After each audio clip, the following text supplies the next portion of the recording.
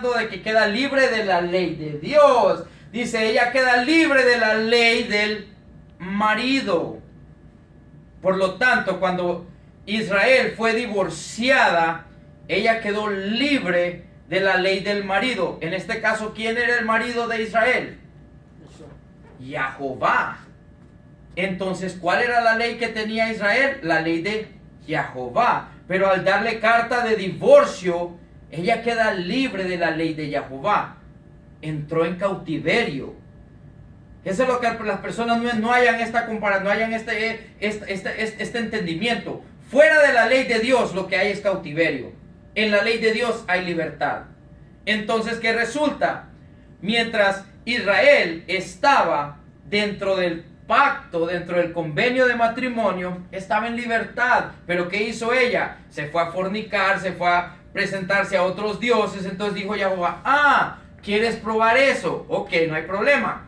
Boom, te voy a dar una carta de divorcio. Estás libre de obedecerme a mí. Ve y obedece a tus dioses a ver cómo te va. Esto es lo que Pablo está estableciendo aquí. Ahora dice en el versículo 3, dice, así que si en vida, dice, del marido se uniere a otro varón, dice, será llamada adúltera. ¿Cómo fue llamada Israel? Adúltera. Porque ella se unió a otro hombre mientras estaba en convenio con Jehová. Entonces Jehová, para no estar él en adulterio con ella, le da carta de divorcio para quedar libre. Ok, entonces dice, pero si su marido muriere, dice, es libre de esa ley. Oiga bien, no es libre de la ley, dice, es libre de esa ley. ¿De cuál ley? Deuteronomios 24, del 1 al 4. Es libre de esta ley que establece que mientras la mujer está casada con un hombre y si él le da una carta de repudio, si ella se va y se casa con otro, al darle carta de repudio y el otro hombre se muere o le da carta de divorcio, ella no puede regresar al primer marido. Entonces Jehová tenía que hacer algo para traer un remedio a esta situación. Entonces dice, así que si en vida del marido se uniere a otro varón, será llamada adúltera, dice, pero si su marido muriere, es libre de esa ley, de tal manera que si se uniere a otro marido, no será adúltera. Dice, así también vosotros, hermanos míos, habéis muerto a la ley mediante el cuerpo del Mesías, para que seáis de otro, del que resucitó de entre los muertos, a fin de que llevemos fruto para Jehová. Bingo. Ahí está la solución. Jehová vino, la palabra se hizo carne, y Yeshua vino a tomar el lugar de la adúltera Israel, a morir en la cruz del Calvario, y el que murió fue el primer marido que tuvo Israel. Por lo tanto, ella quedó libre de esa ley de convenio para que se pudiera casar ¿con quién? Con el que resucitó de entre los muertos, porque ya no es el mismo. Este es el misterio que Pablo presenta. Ese es el misterio que los profetas se preguntaban: ¿cómo es que Israel va a regresar a convenio con Jehová si él ha declarado que cuando ya le dio carta de divorcio a una mujer y ella se fue y se acostó y estuvo con otro, es abominación que regrese a él mismo y él no va a cruzar su propia palabra? Ese es el amor que él tiene, que entregó su propio hijo para poder restablecer ese convenio. Entonces, ahora sí vamos a entender cómo continúa y cómo se desenvuelve Colosenses capítulo 2. Entonces dice así, en Colosenses capítulo 2 versículo 16 dice, por tanto dice, y esto es lo cómico, dice, por tanto dice, nadie os juzgue en comida o en bebida, o en cuanto a días de fiesta, luna nueva o días de reposo. Entonces dicen, ven, nadie nos tiene que juzgar a nosotros porque no guardamos eso. Al contrario, lo que Pablo le estaba diciendo a los que estaban entrando es, un momentito, ustedes están entrando a la verdad, están comprendiendo lo que hay que obedecer, allá afuera nadie obedece estas cosas. Ustedes les van a preguntar, ¿por qué ustedes usan tzitzit? ¿Por qué ustedes están guardando los días de reposo? ¿Por qué ustedes están guardando las fiestas de Jehová? Pero ustedes no tienen por qué darle ninguna respuesta a ellos. Que nadie los juzgue por lo que ustedes están aprendiendo a guardar. Este es el contexto exacto de lo que Pablo está enseñando. De ahí viene y dice, o días de reposo, dice, todo lo cual es sombra de lo que ha de venir. ¿Qué significa la palabra venir? ¿Es futuro o es pasado? Futuro. Si fuera que le está diciendo a ellos que ellos no tienen por qué observar esas cosas, le dirían, no tienen por qué observar eso porque esas son cosas que ya pasaron. Pero Pablo está diciendo que estas son sombras de cosas por venir. Mira lo que dice, todo lo cual es sombra de lo que ha de venir, dice, pero el cuerpo es del Mesías. En otras palabras dice, la sombra de las fiestas Shred. I didn't get the first one.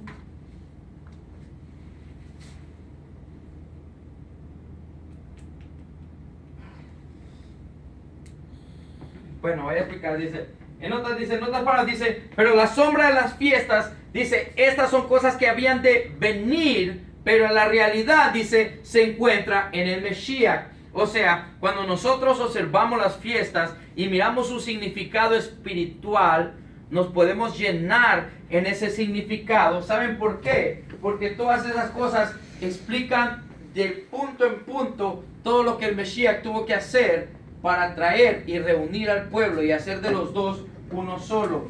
Y ahorita Pablo va a continuar con esto, ya vamos a tomar en cuenta, ya vamos a mirar cómo él termina esto y cómo él lo expone. Dice, nadie os prive de vuestro premio, afectando, dice, humildad y culto a los ángeles. Ahora, una pregunta, ¿lo que nosotros observamos es culto a ángeles o es culto al Dios vivo? Guardar las fiestas de Jehová, guardar su día de reposo, ¿es culto a ángeles o es culto a Jehová? Es culto a Jehová. Pero las personas no entienden. Ahora, ¿por qué Pablo dice eso? Porque hay que entender, ahorita nosotros estamos en el siglo XXI, o en la transición del siglo XX a XXI, como sea. Si nosotros regresamos 2000 años atrás, el pensamiento de ellos no era el pensamiento de nosotros. Para ellos había todo tipo de dioses, todo tipo de pensamientos de adoración, y Pablo estaba sacando a este pueblo de medio de esa adoración falsa a traerlos a la adoración verdadera del verdadero rey. Entonces Pablo dice, hey, ustedes han estado adorando ángeles, ustedes han estado adorando cosas que no son. La verdad de las cosas está en esto que les estoy presentando.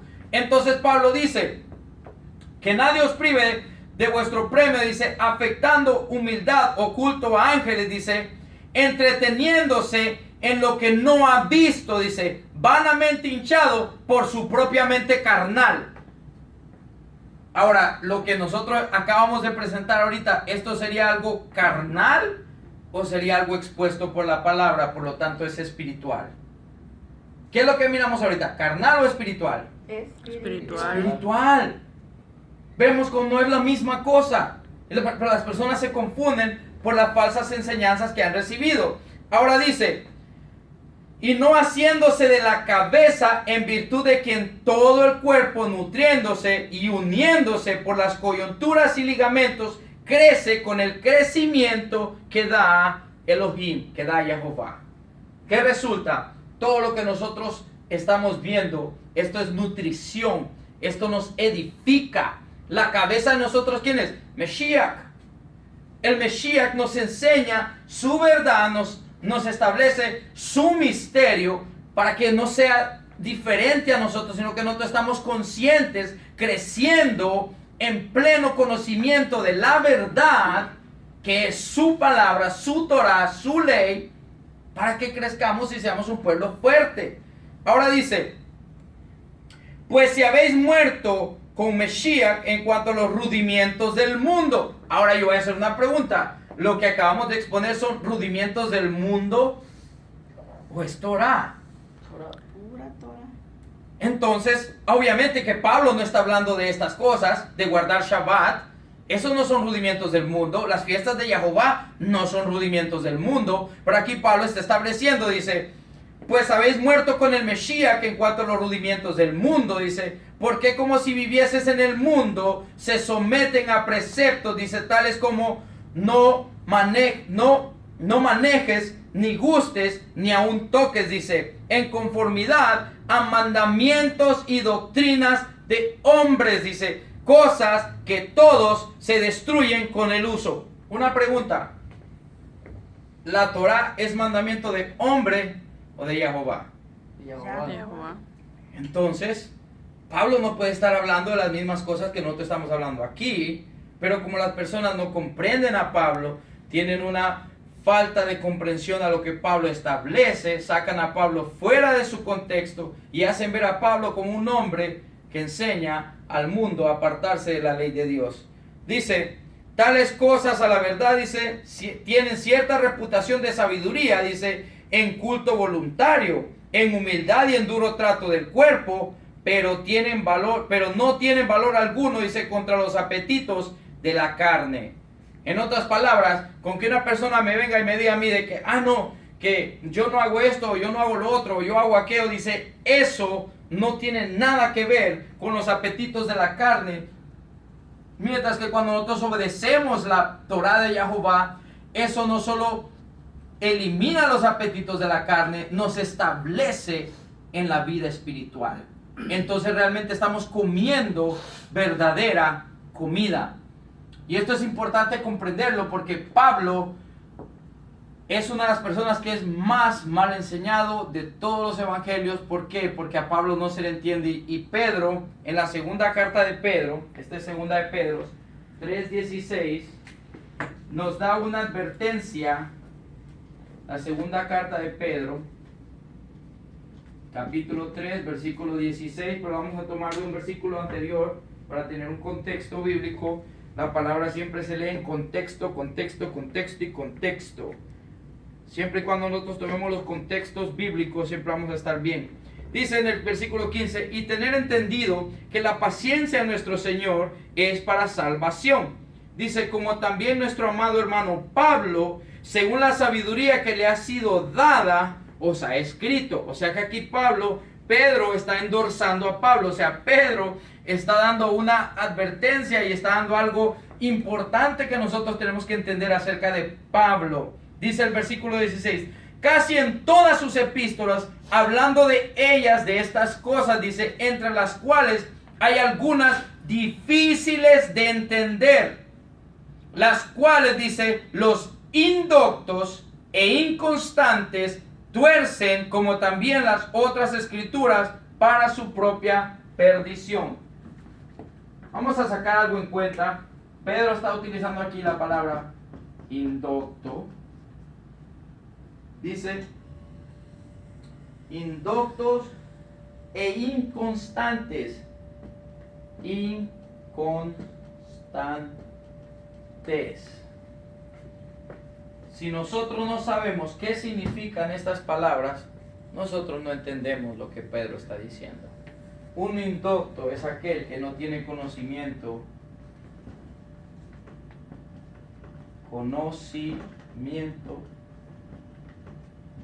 de la ley de el Todopoderoso. Entonces Pedro dice, los indoctos e inconstantes tuercen, porque tienen falta de conocimiento de la ley de Dios. Ellos tuercen, dice las escrituras. Oigan lo que dice, el cual los indoctos e inconstantes tuercen, dice, como también las otras escrituras. ¿Para qué? Para su propia perdición. Versículo 17 dice, así que vosotros, oh amados, sabiéndolo de antemano, guardaos, no sea que arrastrados por el error de los inicuos, caigan de vuestra firmeza. Por el error de los inicuos. La palabra inicuo es exactamente lo mismo alguien que transgrede la ley de Dios constantemente. Un inicuo es aquel que no tiene orden, hace su vida como quiere y va en contra de todo lo que Dios le dice. Un inicuo es un pecador, un transgresor de la ley. Entonces dice Pedro, no caigan bajo el error de los inicuos, guarden su lugar, manténganse su firmeza. Esas son unas palabras bien especiales y bien importantes para nosotros hoy en día. Dice, por el error de los inicuos y caigan de vuestra firmeza, antes bien, creced en la gracia y en el conocimiento de nuestro Señor Yeshua HaMashiach y Salvador. Dice, a Él sea la gloria, honra, hasta el día de la eternidad. Amén. Pedro nos está dando aquí algo bien importante. Entonces ahora, ¿qué tiene que ver todo esto con las fiestas de Jehová? Oh, tiene mucho que ver. La muerte y resurrección de nuestro Mesías no solo hizo de los dos hombres uno, no solo reunió de nuevo a la tribu de Judá y a la tribu de Israel para hacer de las dos una, sino que a través de la muerte del Mesías, nosotros somos injertados, porque nosotros somos Israel, no espiritual, físico. Israel quedó disperso. En Oseas dice, a pesar de que Israel sea numeroso, vamos a llegar otra vez al libro de Oseas y lo voy a leer esto rápidamente. A todo esto no puse el Oseas, capítulo 1, del 1 al 10, y Oseas 2, creo que es 22 y 23 o 23 nomás, pero ahí está establecido esto. Ahora, dice en el libro de Oseas, y esto no es de pasarlo por alto, dice, con todo será el número de los hijos de Israel, dice, como la arena del mar, que no se puede ni medir ni contar. Esta es una profecía, que no se puede ni medir ni contar, dice. Y en el lugar donde les fue dicho, vosotros no sois pueblo mío, les será dicho, sois hijos del Dios viviente. Esto es importante porque ellos se convirtieron en gentiles. Israel, cuando Jehová le dio carta de divorcio, Israel dejó de ser pueblo de Dios, y al dejar ser pueblo de Dios se convirtieron en naciones. La palabra gentil significa eso, naciones. Muchas personas se ofenden cuando escuchan la palabra, pero no entienden el lenguaje. Gentiles, naciones, y cuando se habla de la nación que está en convenio,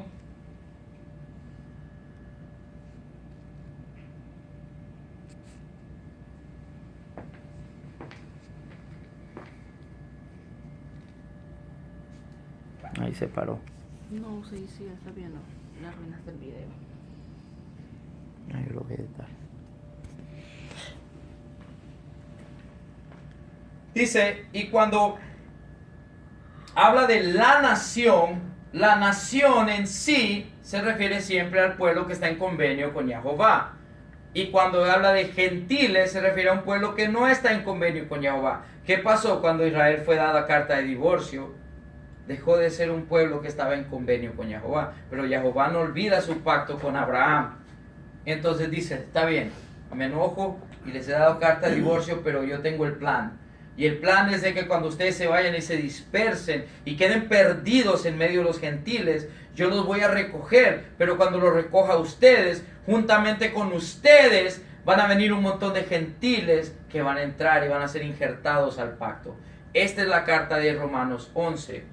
Ahora, entrando ahora con eso al tema de lo que es las fiestas de Jehová y por qué tiene importancia esto, tenemos, vamos a ver simplemente, esto lo considero yo la introducción para entender las fiestas, porque si no entendemos esto, no entendemos el propósito de las fiestas. En sí, las fiestas tienen en sí este propósito. Tenemos la primera fiesta que es Pesach. Éxodos 12. establece la fiesta de Pesach. Todo esto la vamos a encontrar en Levíticos 23. Ahora dice la fiesta de Pesach. En la fiesta de Pesach es la única fiesta que se permite que esta fiesta, si una persona no tomó parte de la fiesta en Pesach cuando pasó en el primer mes, por cualquier razón, sea que haya estado impuro o sea que no haya podido, tiene la oportunidad en el segundo mes, justamente a la misma fecha, de volver a participar y hacer Pesach. ¿Por qué? Porque sin Pesach no hay nada más. Pesach es el sacrificio del cordero para redención personal de cada persona. O sea, el Pesach es la redención personal de cada uno de nosotros, ¿verdad? Eso se encuentra en Levíticos 11, perdón, Éxodos 12 y Levíticos 23. Después de esto viene panes sin levadura. La fiesta de panes sin levadura se encuentra en Éxodos capítulo 12. ¿Por qué? Porque la fiesta de panes sin levadura está conectada directamente con Pesach. El mismo día de la fiesta de panes sin levadura es el mismo día que es Pesach. Panes sin levadura es una fiesta que dura 7 días. ¿Ok? Después de esto tenemos la fiesta de primeros frutos. Primeros frutos. Después de primeros frutos tenemos lo que se conoce como Shavuot, Pentecostés.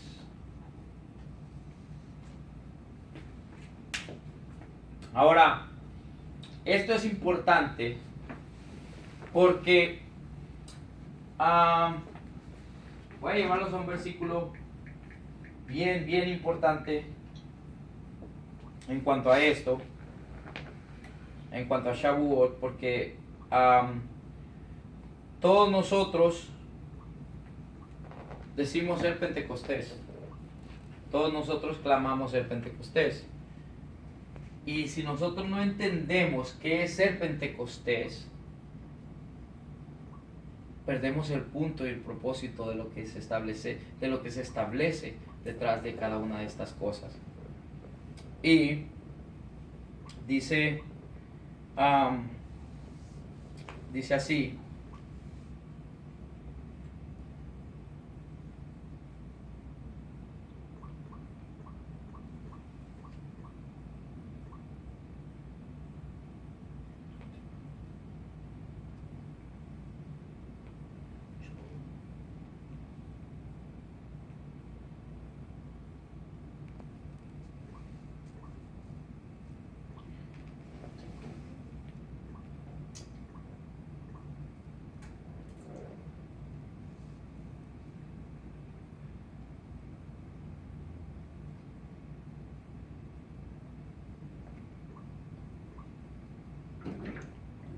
Lucas 11:22, Lucas 11:20, perdón. Y vamos a tomar esto en cuenta. Hoy mientras hablaba con una sierva de Dios, este versículo me cayó al 20. Mientras hablaba, el Espíritu Santo me mostraba algo bien importante. Dice así: mas si por el dedo de Dios echo fuera, dice, los demonios, ciertamente el reino de Dios ha llegado a vosotros. Ahora yo hago la pregunta: ¿cuál es este dedo de Dios?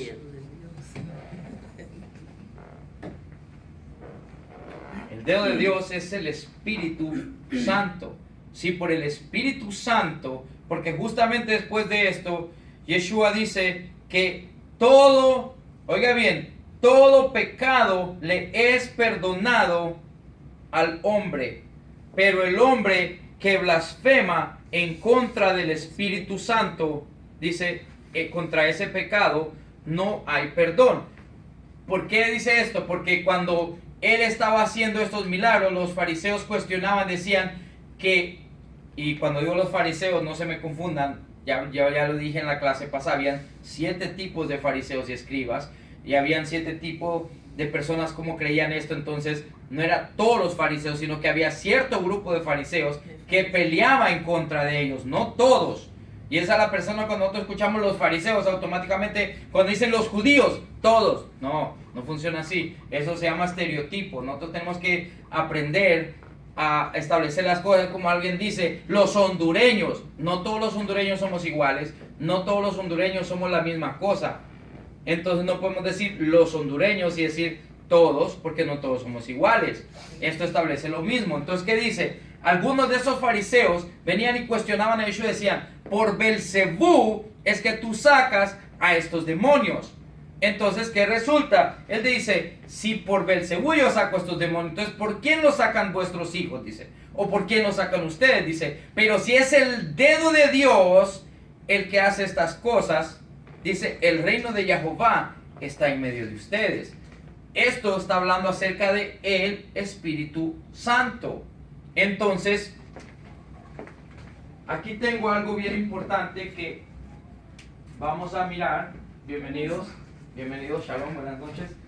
No hay problema. No, claro que no. No, aquí no hay problema.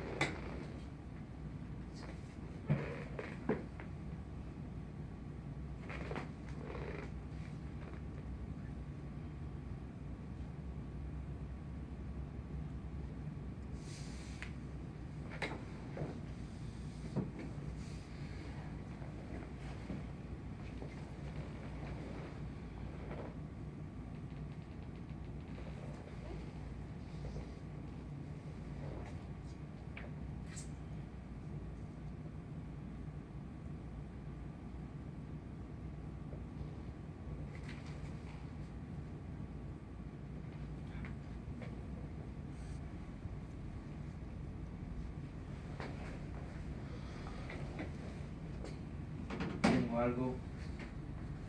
Ay, perdone. Entonces, si es el dedo de Dios, el cual es el Espíritu Santo, el que estaba haciendo esta obra, ahora vamos a entender cómo el dedo de Dios es el que escribe en las tablas mientras estaba hablando con Moisés en el monte Sinaí. Ya se los llevo allá ahorita.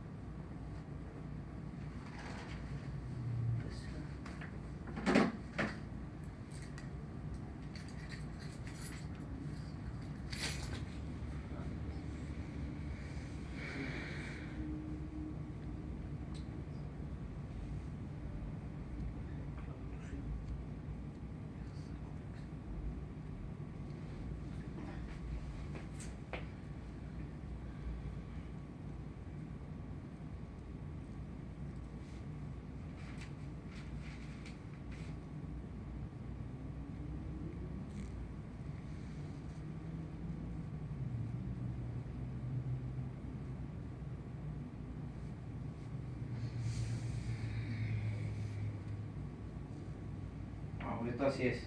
Bueno, no les tengo el texto ahorita y no quiero quedar como un mentiroso, pero entendiendo algo, mientras Moisés estaba en el monte Sinaí, dice que un dedo de fuego fue el que escribió los mandamientos en las tabletas que se le fueron dadas a Moisés. Este mismo dedo de Dios es el que escribe en nosotros, en nuestro corazón, sus mandamientos. ¿Qué es la resemblancia? El Espíritu Santo fue el que sacó los demonios mientras Yeshua estaba haciendo la obra. El Espíritu Santo fue quien escribió en el monte Sinaí, cuando estaba dándose la ley a Moisés, es el Espíritu Santo el que desciende en Shavuot, en el día Pentecostés, cuando estaban reunidos todos. Dice, y el Espíritu Santo descendió sobre ellos. ¿Y qué se cumplió en ese momento? Jeremías 31. Llegando a Jeremías 31, vamos a entender esto. Y dice en Jeremías 31. Jeremías 31, versículo 33. Dice así. Dice, pero este es el pacto que haré con la casa de Israel después de aquellos días. Dice, pero este es el pacto que haré con la casa de Israel después de aquellos días, dice Jehová. Daré mi ley en su mente y la escribiré en su corazón, dice. Y yo seré a ellos por Dios y ellos me serán por pueblo. ¿A quién iba a escribir esta ley? A Israel. En este caso, aquí está hablando, comenzando con el versículo 31. He aquí vienen días, dice Jehová, en los cuales haré un nuevo pacto con la casa de Israel y con la casa de Judá. Ya esto ya tiene que tener más entendimiento en nuestra mente cuando lo oímos, porque acabamos de estudiar cómo el reino fue dividido en dos partes, Judá e Israel. Entonces dice, no como el pacto que hice con sus padres en el día que los tomé de la mano para sacarlos de la tierra de Egipto, dice, porque ellos invalidaron mi pacto, aunque yo fui un marido para ellos. Nuevamente él se establece como ¿qué? Como marido. ¿Entendemos? Entonces, ¿qué dice en el 33? Pero este es el pacto que haré con la casa de Israel después de aquellos días, dice Jehová, dice, daré mi ley en su mente y la escribiré en su corazón. Ese es el propósito de Pentecostés. El día de Pentecostés, el Espíritu Santo literalmente descendió, y así como lo hizo en el monte de Sinaí, que descendió y escribió en tabletas de piedra los mandamientos, ese día vino y escribió los mandamientos en nuestro corazón. Cuando nosotros hacemos esa conexión, nuestra mente automáticamente tiene que cambiar. Porque ya entendemos, el día de Pentecostés no es cualquier día, no es cualquier cosa. Pero muchas veces, a base de que no tenemos una comprensión de lo que son estas fiestas, nosotros venimos y no tenemos ni la menor idea qué sucede. Entonces, esas serían las primeras 4 fiestas. Pesach, Éxodo capítulo 12, panes sin levadura, Éxodo capítulo 12, primeros frutos, más adelantito de Éxodo capítulo 12, y de ahí Shavuot, que es Pentecostés, que sucede cuando ellos están en el monte Sinaí, ¿verdad?